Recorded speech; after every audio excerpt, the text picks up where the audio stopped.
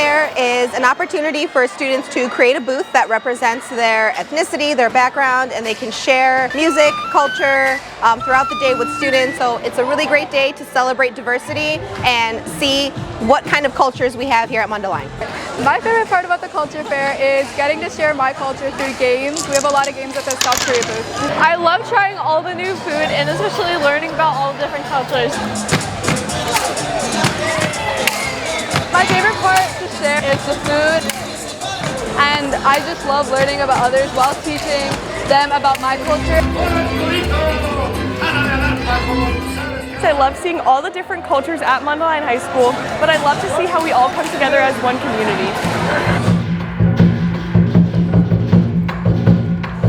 I think it's really important, especially like in America, to showcase all the cultures because we have so many, and it's really important to just have a deeper understanding of all of them.